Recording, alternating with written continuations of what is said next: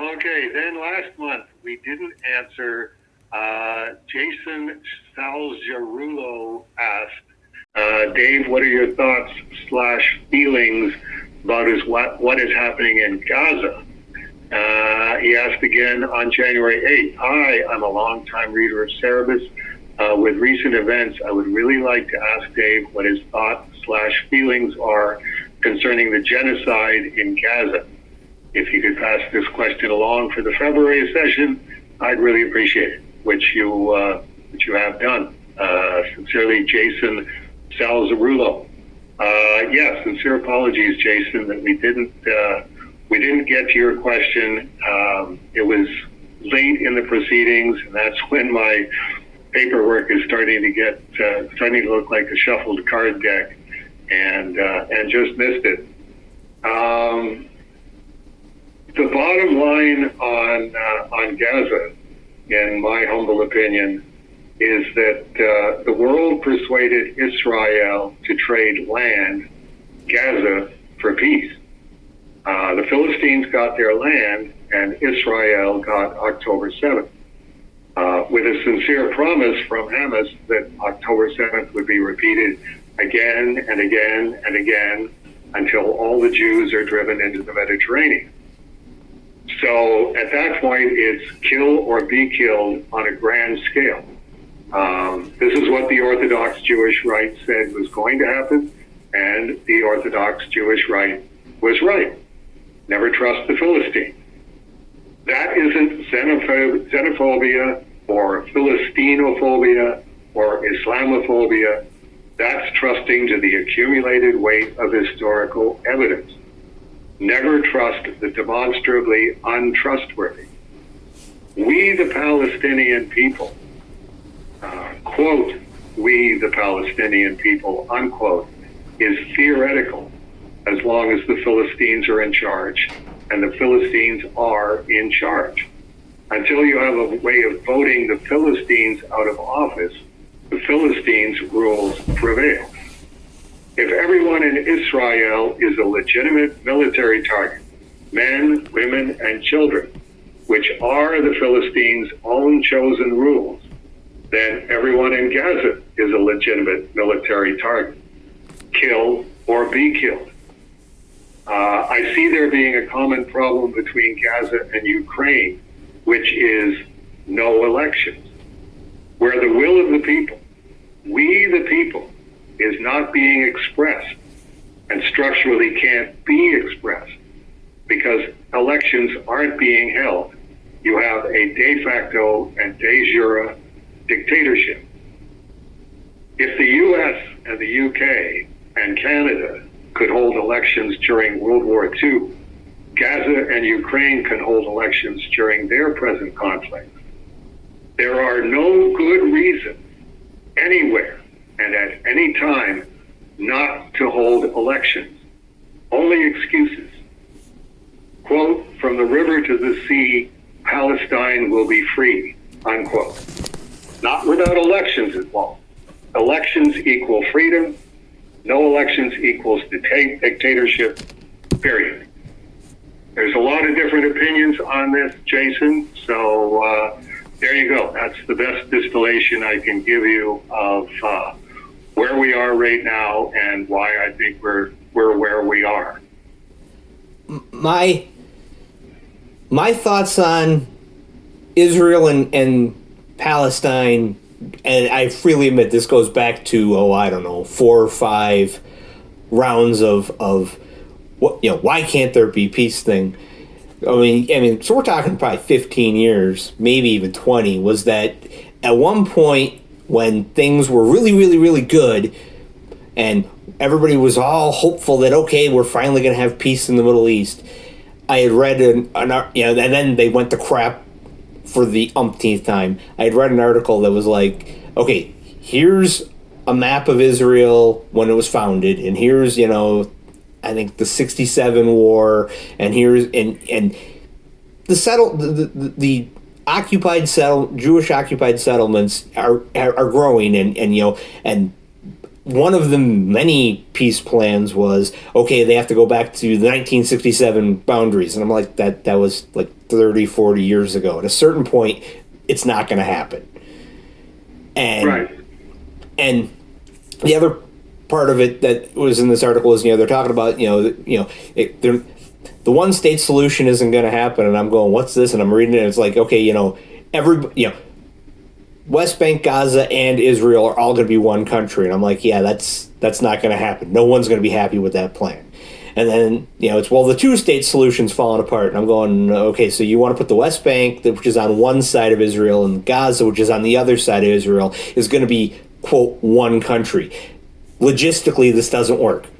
Like, unless you give them a bridge of land connecting the two, it's kind of like saying that, England is a country and Alaska is also England. It's like, no, it doesn't really work. Like, you're leaving your country to go to your country. At a certain point, it's not going to happen. And that's what my mental proposal was. Okay, the three-state solution. Israel is Israel. The West Bank can be Palestine, and Gaza can be West Palestine. And, because at the time, the West Bank, nothing was happening. Everybody agreed the West Bank leadership, was on the path to peace. There was no real fighting there. Everything was copacetic. It was just there's problems in Gaza. And it's like, okay, well, then cut Gaza out of the solution.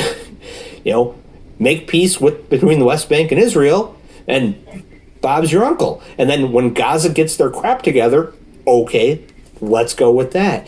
And mentally I keep coming back to, well, why don't they do that? And it's like, the answer is because no, they'd rather be mad. Yeah, I mean, it is I have to say, Jason, I didn't say earlier, I don't agree with your premise that this is a genocide, and I'm trying to get down to what I think the essential problem is. And the essential problem is that I think God definitely privileges free will above everything else. That was the whole point of creating his creations with free will. And the only way that free will gets expressed at a national level is with elections.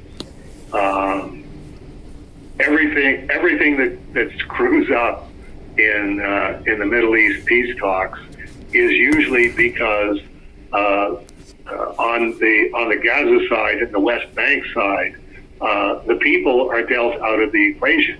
They don't have an opportunity to say, no, I don't want Yasser Arafat speaking for me. I want this guy speaking for me.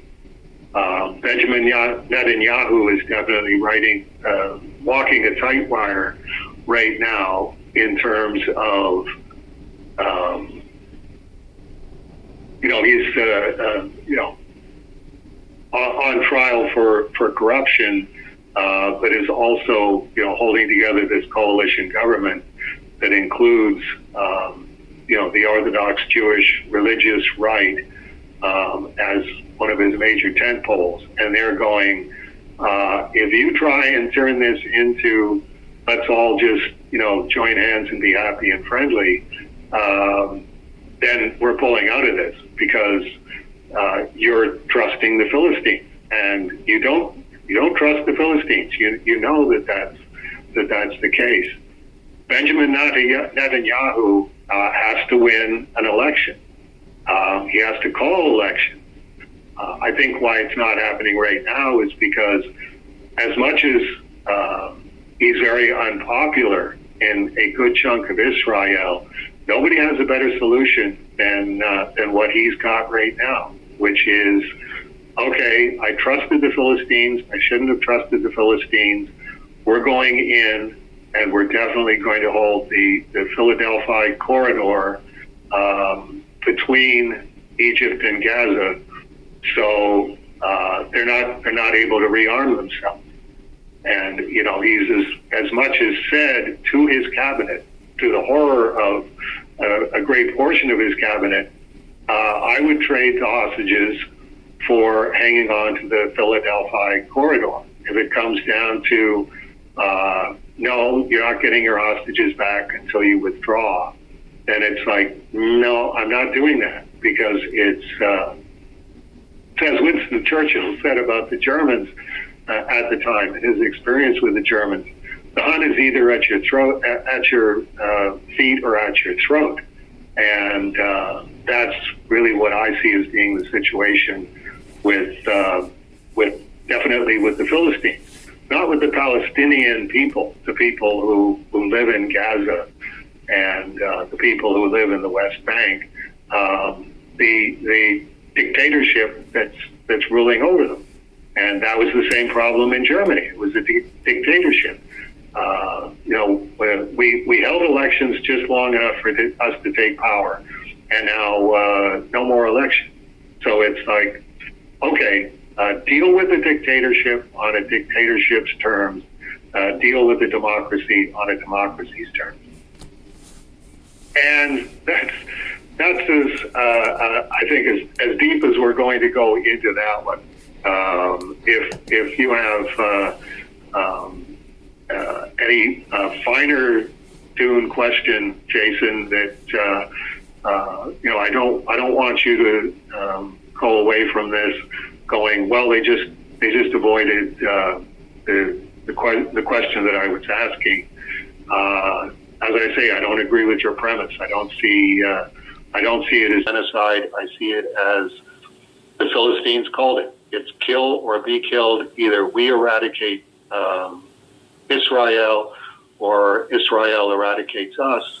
It's like, well, okay, that wouldn't have been Israel's preference, but if you call it, you call it, and you really have no one to blame but yourself.